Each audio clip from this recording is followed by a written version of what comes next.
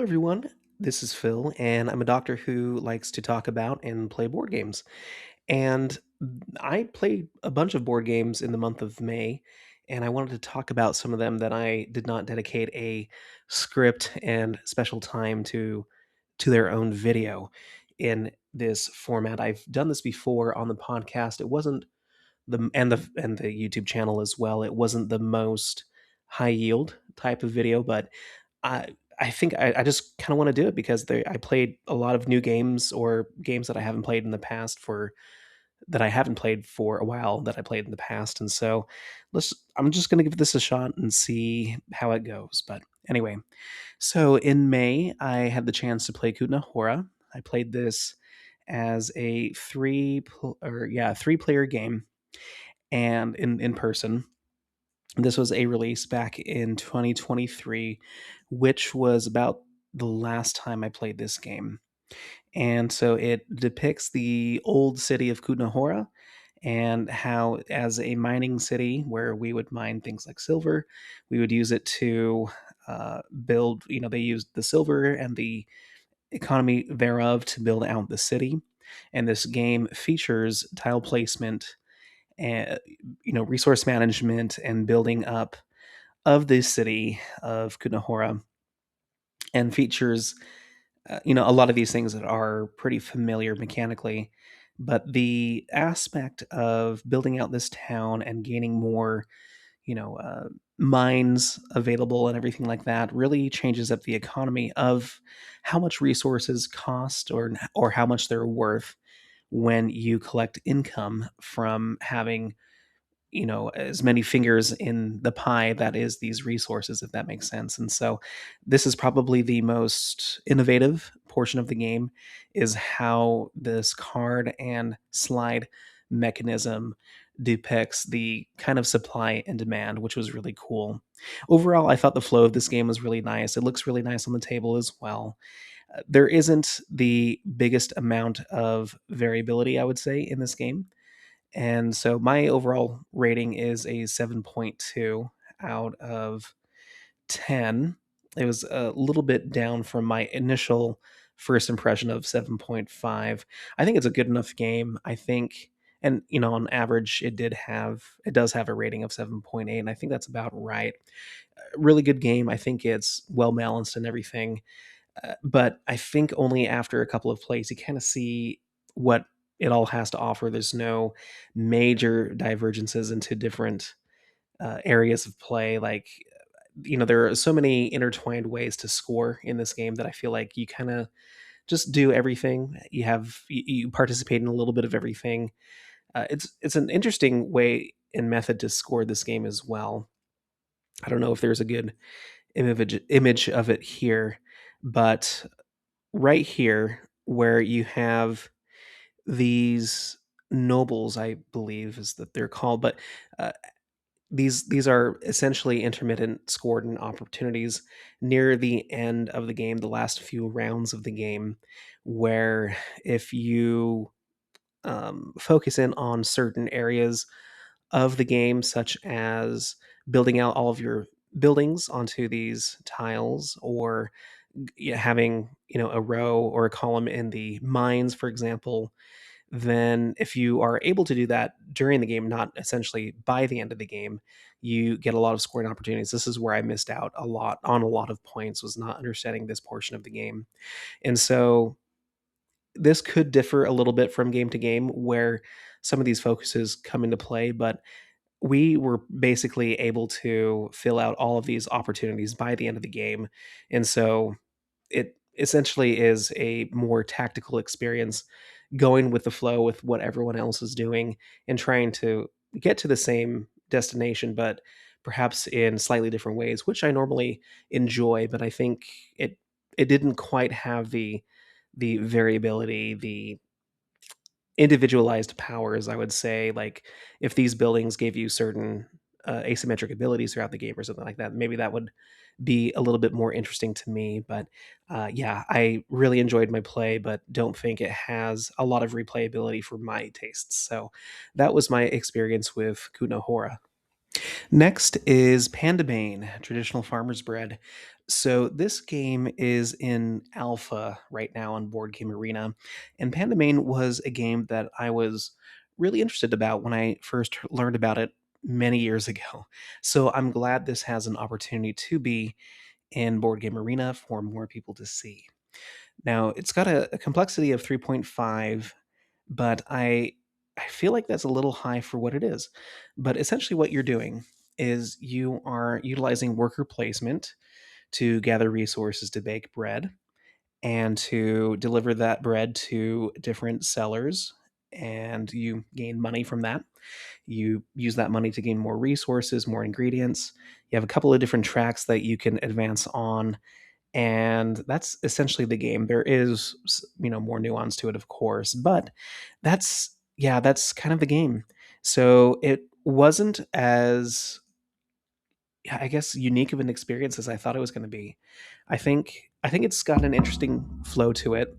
I There is a little bit of variability with some of these baker cards, or these bakers that you can draft, and they give you some asymmetric abilities as well throughout the game. And so I think there is a little bit more to search out through this game. My initial rating, though, is going to be a 6. Yeah, I feel like it didn't quite catch me mechanically. It feels like a lot of other games of this ilk, right? Kind of a medium weight worker placement style of game. And I mean, if you've got games like Viticulture, which kind of utilizes this space, this complexity, with a ton of different cards and a lot of different ways to make the game feel different and unique every time you play it. And utilizing a similar theme like this, other baking bread type of games too, like Beer and Bread, also features a lot of variability with the multi-use cards. None of those mechanisms are present in this game, and so yeah, I feel like it unfortunately wasn't as interesting of a play to me. But time will tell. It's easy to play and find out for yourself if it is a unique enough experience. I've been playing a little bit more just so I can help get this to beta, and so, yeah, but it'd be interesting to see if there is something that I'm missing from this game that makes it stand out. So, those are my thoughts on Pandemain, traditional farmer's bread. Now, I'm going to talk about Slay the Spire Downfall. So, this is an expansion to Slay the Spire, the board game, which is, let's see where it's at on the list, 17 overall, which is crazy. So Slay the Spire is the very famous rogue like board or deck card game, video game that I've been playing a lot of, actually. The Slay the Spire 2 came out not too long ago for, I think, beta testing or something like that, early access. I've been playing this with my family. And so as a break from Slay the Spire 2, we went ahead and played this on Tabletop Simulator. And I mean, there are additional uh, players that you can play as in this game, but it's kind of the reverse of the original Slay the Spire, where you play as some of the dungeons villains, or enemies that you fight against in the regular game, and the bosses at the end of each act are going to be the heroes that you play as in the original game. So this is pretty much more of the same. In particular, I was this slime guy, which summons these little slimes to do additional attacks in addition to your turn, which was quite fun. Uh, it's a solid game. Obviously, this was on Kickstarter, I believe, earlier this year, and quite a popular game. I still am of the thought that I would rather play this game online. With Slay the Spire 2, you can play that cooperatively without any mods or modifications added to the original game. So it's just a quicker experience having that be online versus playing this actual game. And we actually struggled a little bit. I know I think my brother or my cousin played this a little bit more on his own and said that he was able to get through pretty much all of the three acts, but together we were having trouble even getting through Act One. We did it once. We played this a couple of times. We made it to Act Two, I think, once, and so it was maybe we were missing some rules or something like that. But it seemed like a harder experience than it should have been. So maybe this ups the difficulty from the original board game. But yeah, I mean, it's more of the same. It was just a slight twist on the theme of it, but additional mechanisms to play around with. And so if you're a fan of the game, both the video game and the board game, and if you play the board game, I think you probably already know that you like this and have backed it. And so, yeah, it was fun to at least try out. So, yeah, that was Slay the Spire Downfall. Next, I played a game of Barrage, which I hadn't played in a long time. I played with some friends that I know here locally, but we played online. So, Barrage is a classic worker placement game that features a cutthroat worker placement and a very interactive board where you are building out dams to block water and utilize that water for gaining power, which allows you to gain the bonuses from this top row here. And the higher or the farther you get, you're expected to generate more and more power as you go along to get more points and not miss out on that. A big portion of this game that I realized from this playthrough was the power of these contracts. I One of these players that I play against is just really good at games in general, and I was kind of watching closely, what he was doing, and I think a big portion of this game strategically not only is planning ahead and making sure that you have a good source of water and power plants and links to those that aren't able to be stolen from other players. As long as you have a good plan to perhaps start at the base here and work your way up to better power plants. Sure, you're able to keep track of the points that you would get from generating enough electricity, but I think if you're able to do that while utilizing the strong benefits from these contracts, I think that's where a lot of the points are going to come from that make up a good score. And so it was really fun to play this again and kind of rehash the strategies for this. I was seriously considering having this in my physical collection, but I remember that this game is and I was reminded of this because of the recent Kickstarter for some expansion material. And I backed away from it, from having this in my collection because the solo mode is I remember it being arduous to handle. However, the board game arena version does allow you to use the automa, even playing up to three, having a full four-person game against automated opponents is possible here. And I think the Leeway expansion is available here on Board Game Arena as well. And so it's one of those situations that I think, I would love to own it and play it solo on the table, but it doesn't really work well for me to remember how to do that. And I've already got this well placed system in digital format that I'm paying for, right, with a premium membership of Board Game Arena.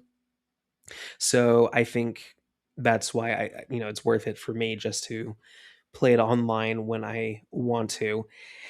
And I'll leave it at that. It's still a highly rated game for me. I really enjoy this game, but to the point where I would rather just play it online, and am happy to have that.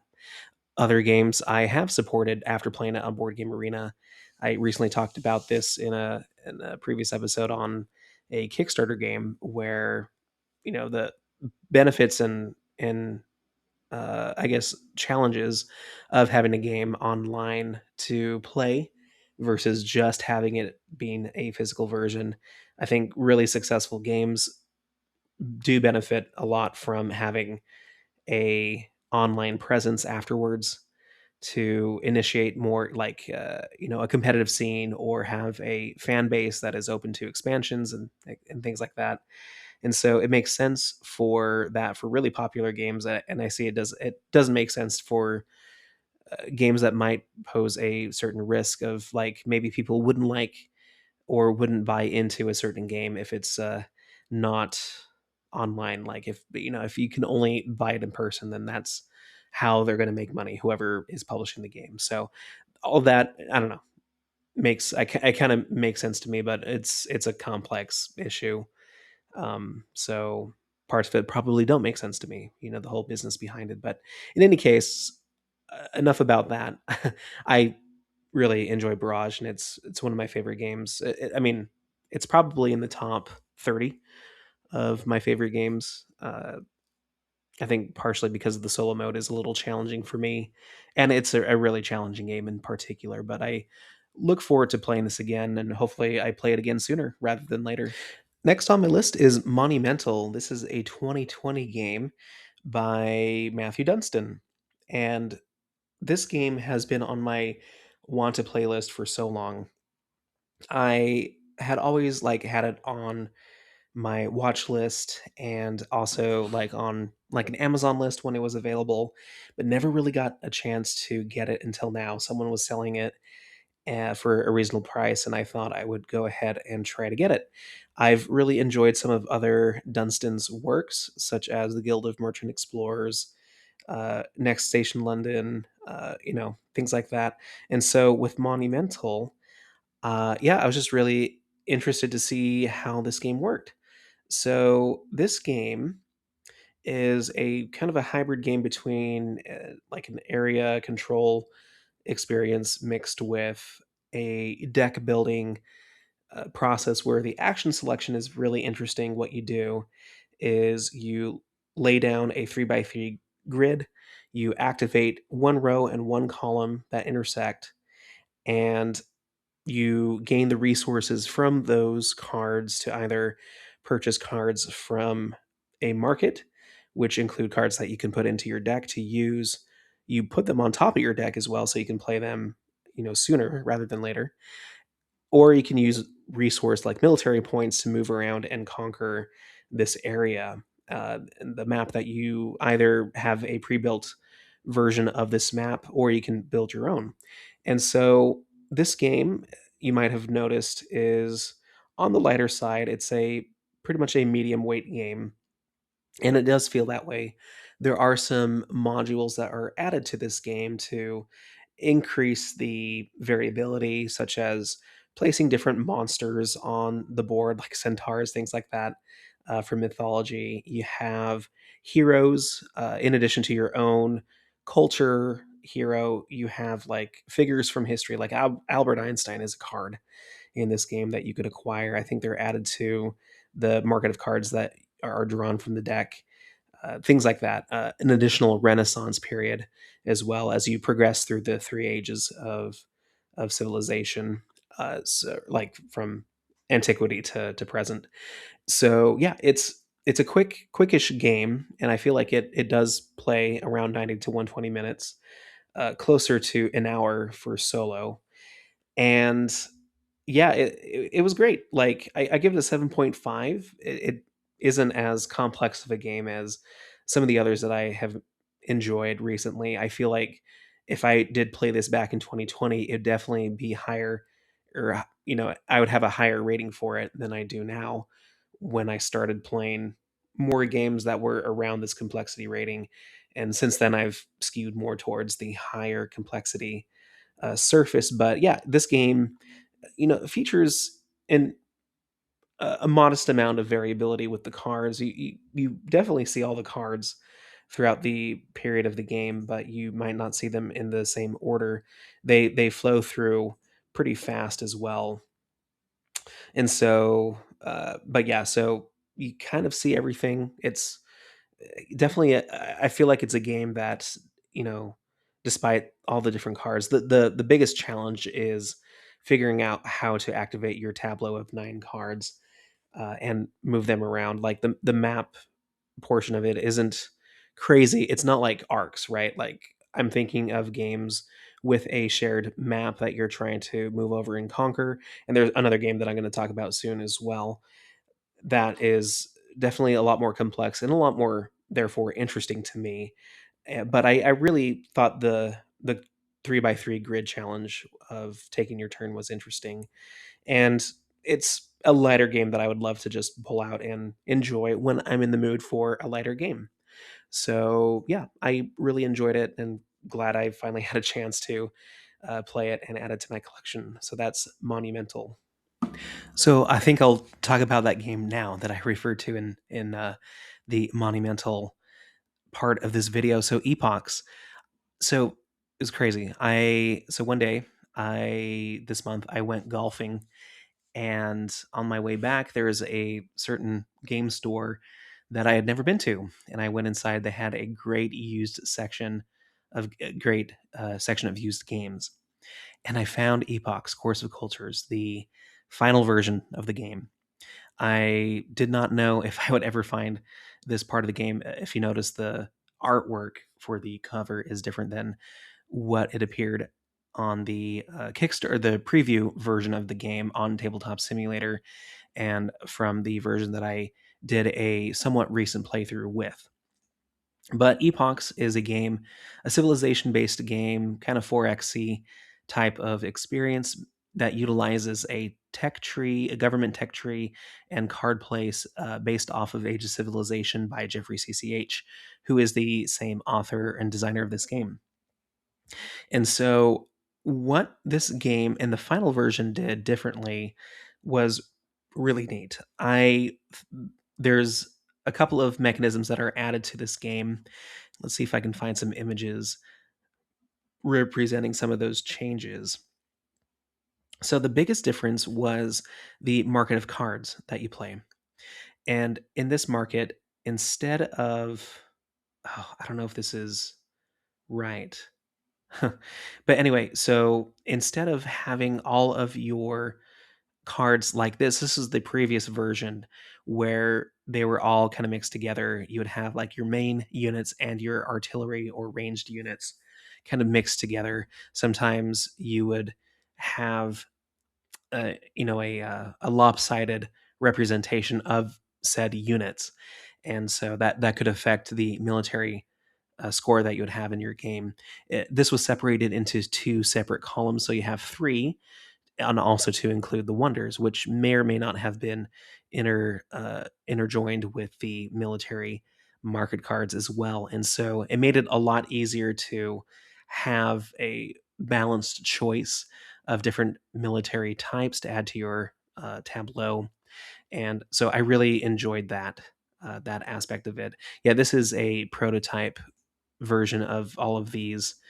I don't know if I would be able to find a more recent. I guess I could have taken a picture of the game that I played, but I don't think I did. But anyway, so the in addition to that, there is a change with I think diplomacy that I did not utilize when I did my playthrough, where you can uh, declare war on someone and you have like time to prepare for war rather than just being a warmonger and declaring war that way, or like an all or nothing thing that may have been in the prototype version the more I think about it. But in any case, there are smaller details that are a little different from the finalized version, which I like in general.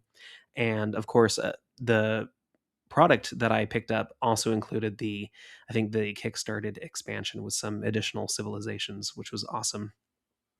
And so in our game, it was very interesting too, where I played with my friend Alex, who was the opponent that I played against with Andromeda's Edge on the channel. I think it was this month, or it might have been late last month, but he went on a very heavy wonder strategy, picking up as many of these wonders as possible and being a more peaceful uh, opponent, whereas I try to expand greatly with a really strong military, and in the last age, try to utilize that strength against him. He was able to bolster his defenses up enough.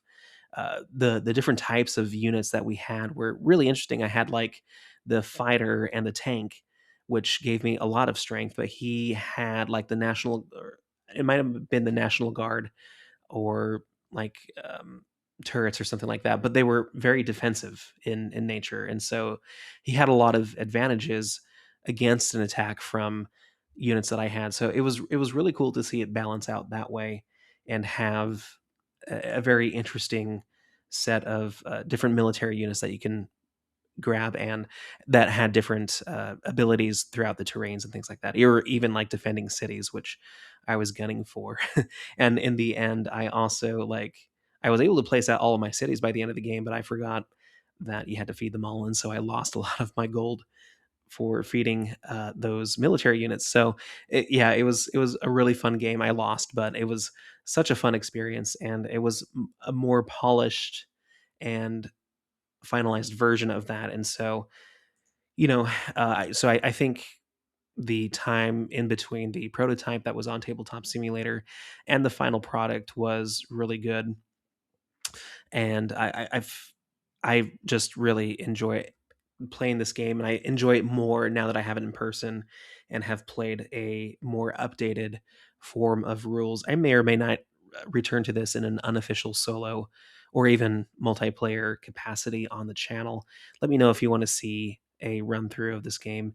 But yeah, it was really fun, really good. I hope that this game gets more publicity and an opportunity for other copies to be made for other people to enjoy. I think it does the kind of a Euro hybrid with a 4X civilization experience justice. I think it does that. It does it really well in about a 2 hour playtime, which is fantastic. You can do it on a weeknight if possible. So yeah, really enjoyed my return and this very fortunate opportunity to own and play the latest and greatest version of Epochs.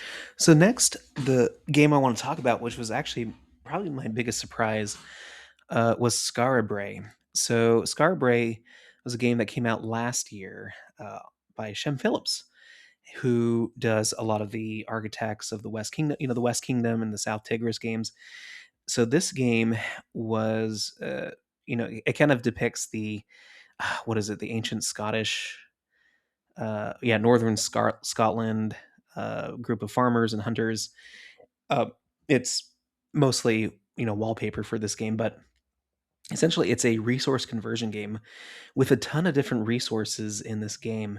What you do is you have a couple of turns where you draft one of a few different cards that give you ever increasing abilities to gather certain resources from this bottom row, but also some one off abilities either to gain resources or to convert some to others. And using some of these resources, you do a few things. You can craft your action cards to make them better and give you points at the end of the game. You can clean. Oh, and the fun thing about this game is you do have to feed your workers to keep these villagers around.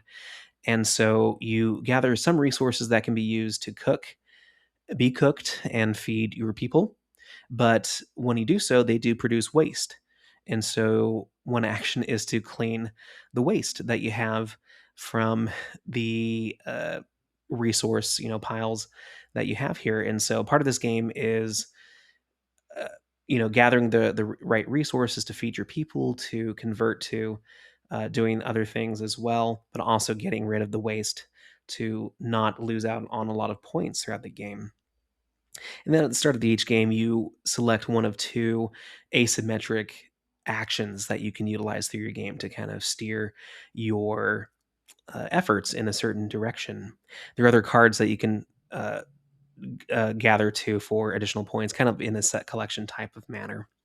So overall, I'm a fan of resource conversion. I play Rosenberg games a lot, which if you think about Oret Labora, Le Havre, which feature a lot of conversion and different types of resources. This game kind of had the trappings of one of those games, albeit at a lighter complexity level. But it was still satisfying to play this game. It made relatively good sense to learn. It wasn't that deep of a game to understand. And, perhaps strategy wise, it's not the deepest game. It's not as deep, perhaps, as a lot of the Rosenberg games are, but it was still a lot of fun. I wasn't suspecting to have as much fun as I did with this game. I give it an 8 out of 10 with my rating scale here. Yeah, easy to learn. It's uh, pretty good for what it is. Like, it's as far as the depth of turns, the agonizing turns and decisions that you make from turn to turn, planning ahead. There is an element of that, and yeah, it was just plain fun. So I really enjoyed this game. I think this is worth a shot. It's on obviously on Board Game Arena. It had been on that tab, which is like, hey, this game is recommended for you, and I had thought about playing it, but never picked it up until this month, and so I'm glad I did and experienced this game. And yeah, I thought it was great, and it might be worth a shot for you to try. So that is Skara Brae. The last game that I want to talk about, and it's actually a group of games. It's Food Chain Magnate and Splotter games in general. So I had the opportunity just last night, as of the time of this recording, to play this particular version of Food Chain Magnate. This is only, I think, the third time that I've played it. The other times I've played it online. And first of all, I think this game definitely is something that you should play in person, or at least in real time. It's a very complicated game. At least it was to me when I first tried to learn it.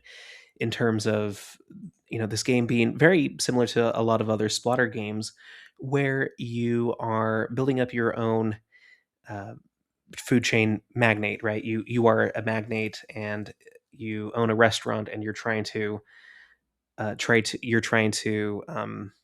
promote your products to these different houses, and it's a very cutthroat game where, based off of distance and pricing and the types of food that you advertise to them, those are the ways that you eventually get the money that gets you victory at the end of the game.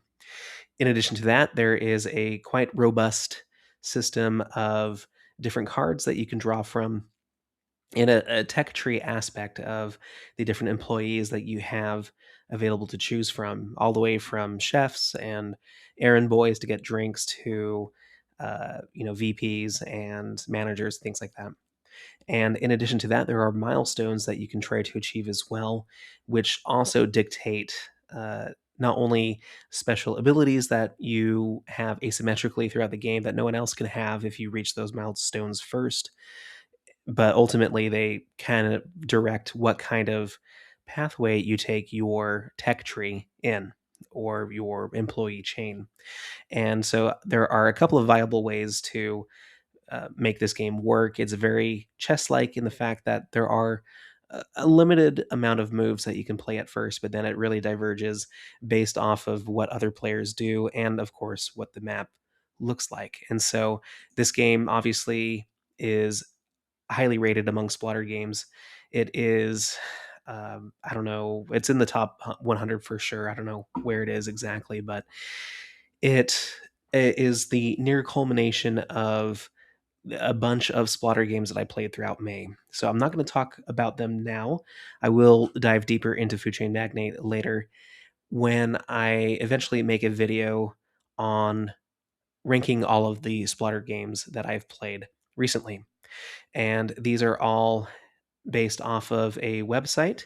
I'm actually going to pull this up real quick. Here is the website that you can play Splotter games on, Online Board Gamers. It's been a great way to at least get a sense of what some of these games play like, right? So in person, for example, I've played Bus, Indonesia, and Food Chain Magnate now.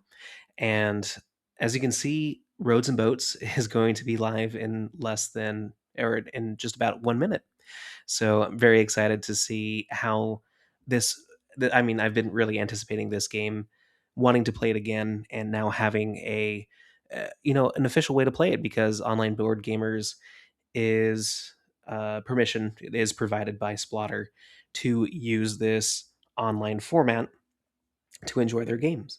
And so my goal is to make a big video comparing and talking about all of these games and ranking them in order from my least preferred to most. I think I've played enough of these to finally have some thoughts on them, and want to rank them and give them some ratings. So I'm very excited to do so. There is one game here that I haven't played, which is Canis and Web.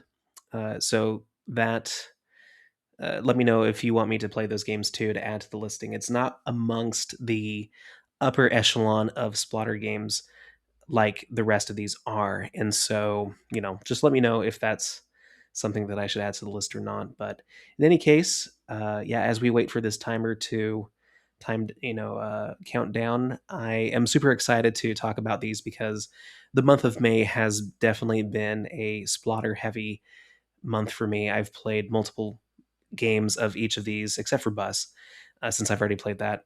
And so I'm super excited to, oh, still coming, still coming soon, to have a chance to really dive into these games further and play them. So, well, looks like Roads and Boats will still be coming soon. Hopefully, it comes very soon to the point where I can play it and talk about it. So, anyway, thank you for watching. Let me know what you think about any of these games, and if there's are any other games that you think I should play, like on Board Game Arena or something like that, that you want me to talk about in a vlog format. I really enjoyed this format. I've missed doing this, giving some games that might not have enough for me to say or have the viewership that I think would necessitate like its own video, but I still want to talk about them and talk about my experiences. And so I think this collection format of talking about a few games in the month was something that I enjoyed doing despite the lower view ratings. But you know, it's I'm doing this for fun, and if I have fun doing it and I get to talk about more games than I would normally, then I think that's a win. So, anyway, let me know what you think. Thank you for watching, and I will catch you on the next one.